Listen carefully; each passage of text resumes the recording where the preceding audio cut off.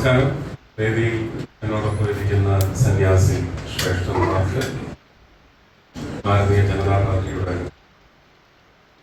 ഒരുപാട് ഇഷ്ടപ്പെടുന്ന പ്രവർത്തകർ, അവർക്കും അധ്യാപകർക്ക്, അനധ്യാപകർ, ക്ഷണിക്കപ്പെട്ട അതിഥികൾക്ക്, എന്നോടൊപ്പം വേദിയിൽ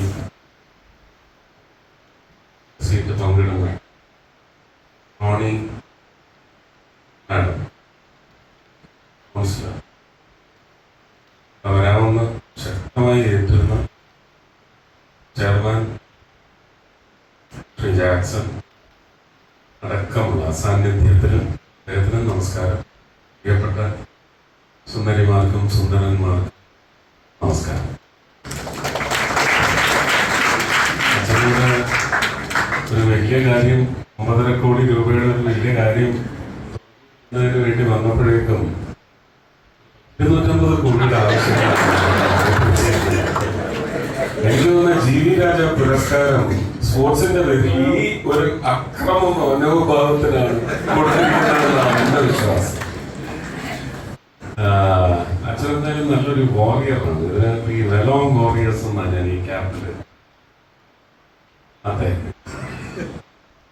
ഇന്ന് കുഞ്ഞിവിടെ നിന്ന് നിലവിളിക്കുമ്പോഴും നെഞ്ചത്തിടിച്ച് നിലവിളിക്കുന്ന ഒരു പറ്റം കേരളത്തിന്റെ തന്നെ വിവിധ ഭാഗങ്ങളിലുണ്ട് എന്നുകൂടി അച്ഛൻ മനസ്സിലാക്കണം. അച്ഛൻ പറയുന്നത് അവർക്കതൊന്നും വേണ്ടാന്നാണ്. രാജഗിരിക്കാരും ആവശ്യപ്പെടുന്നുണ്ട്, അവർക്കും വേണ്ടാന്നാണ് അച്ഛൻ പറഞ്ഞത്.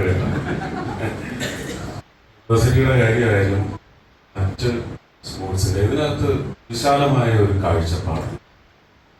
എയിംസിന്റെ കാര്യത്തിൽ ഞാൻ പറഞ്ഞതുപോലെ വികസിത് ഭാരത് 2047 എന്ന വലിയൊരു സങ്കല്പ യാത്രയാണ്, വികസനത്തിന്റെ യാത്രയാണ്. നിങ്ങൾ ചെറുപ്പക്കാർ ഇത് രാഷ്ട്രീയം മറന്ന് മനസ്സിൽ കോറിയിടണം. ആ വഴിക്കാണ് ശ്രീ നരേന്ദ്ര കാര്യങ്ങൾ വരച്ചു നീക്കിക്കൊണ്ടിരിക്കുന്നത്. യാഥാർത്ഥ്യമായി മാറും കാണാനും അനുഭവത്തിൽ വലിയ അനുഗ്രഹമായി മാറാൻ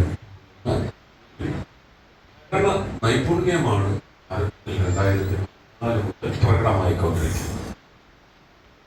ഇങ്ങനൊരു പ്രസംഗമല്ല സ്പീച്ച് കാണിച്ചത്. ഒന്ന്, ഈ സിന്തറ്റിക് ട്രാക്കിന്റെ ഉദ്ഘാടനം നടത്തിപ്പോയാൽ മതി, ഇത്രയേ ഉള്ളൂ. പക്ഷെ അതിനപ്പുറം development, for development, design for sports infrastructure building to international standards എന്ന് പറഞ്ഞാൽ അവസാനിക്കില്ല. നാഷണൽ സ്റ്റാൻഡേർഡ്സിന് ബെഞ്ച്മാർക്ക് ആവുന്ന തരത്തിലുള്ള സ്പോർട്സ് ഇൻഫ്രാസ്ട്രക്ചർ പണിയുന്ന തത്രപ്പാടിലാണ് രാജ്യം. പ്രധാനമന്ത്രി, സ്പോർട്സ് മന്ത്രി, അതിൽ ഇന്ത്യൻ ഒളിമ്പിക് അസോസിയേഷന്റെ പ്രസിഡന്റ് അടക്കം ചെയർപേഴ്സൺ അടക്കം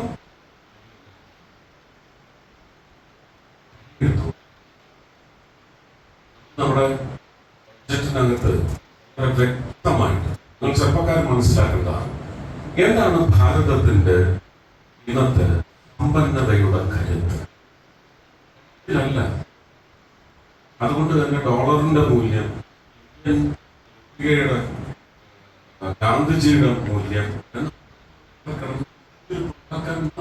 സാധിക്കും. നമ്മുടെ യഥാർത്ഥ മൂല്യം എന്തായിരുന്നു എന്ന്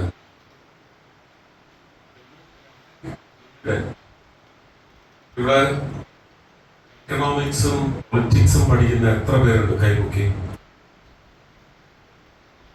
ആരുമില്ല. പൊളിറ്റിക്സ് ഇല്ല, ഫാക്കൽറ്റി ഇല്ല.